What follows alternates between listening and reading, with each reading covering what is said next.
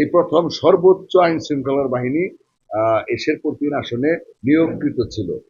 শেরপুর ৩ আসনে নির্বাচন ইতিমধ্যে ৯ তারিখে অনুষ্ঠিত হলো। এই নির্বাচনে আমার শ্রীবর্দী ঝিনাইগাতিবাসী সর্বোচ্চ ভোট দিয়ে আমাকে নির্বাচিত করেছে। সেই জন্য আমি প্রথমেই শুকরিয়া জানাই মহান রাব্বুল আলামিন এবং সেই সঙ্গে আমাদের মাননীয় প্রধানমন্ত্রী জনাব তারেক রহমান সাহেব এবং সর্বোপরি আমার এলাকার নেতা কর্মী এবং জনগণ যারা বিপুল ভোটের মাধ্যমে আমাকে জয় লাভ করতে সহযোগিতা করেছেন।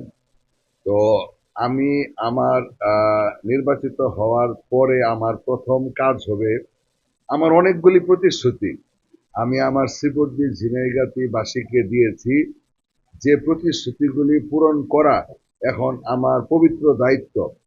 ইনশাল্লাহ আমি ইতিমধ্যেই জানলাম যে রবিবার দুপুর ২টায় শপথ অনুষ্ঠান হবে এবং ইনশাল্লাহ শপথ গ্রহণ করার পরপরই আমি মাননীয় প্রধানমন্ত্রীর সঙ্গে সাক্ষাৎ করব এবং আমার এলাকার যে সমস্যাগুলি যেগুলি নির্বাচনে আমি স্থানীয়ভাবে প্রতিশ্রুতি দিয়েছি সেই প্রতিশ্রুতিগুলি পূরণ করার জন্য ওনার সার্বিক সহযোগিতা কামনা করব এবং ওনাকে ৬ মাসের মধ্যে আমার শ্রীবর্দী ঝিনাইগাতিতে নিয়ে আসার জন্য সর্বোচ্চ প্রচেষ্টা গ্রহণ করব এবং আমার প্রতিশ্রুতিগুলো ইনশাল্লাহ পূরণ করার জন্য কাজ করব।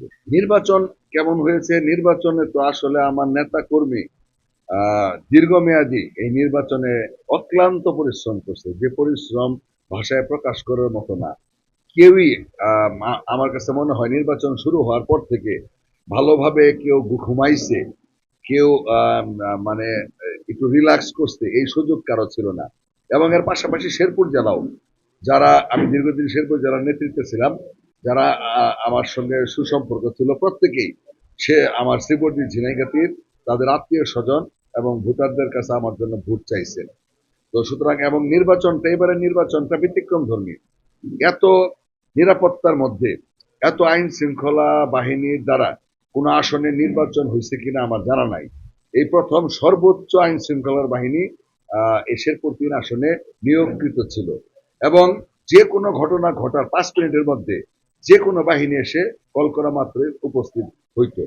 তো আমাদের প্রতিদ্বন্দ্বী প্রার্থী জামাতে ইসলামের প্রার্থী মাসুদ, উনি আসলে আমার কাছে মনে হয় ওনাদের পূর্ব পরিকল্পনা ছিল নির্বাচনকে বয়কট করে জাতীয়ভাবে একটা ইস্যু সৃষ্টি করার।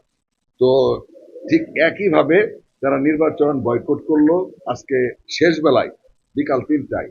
তবে জাতীয় ইস্যুটা আর তৈরি হলো না, এটাই আর কি সবচেয়ে বড় বিষয়।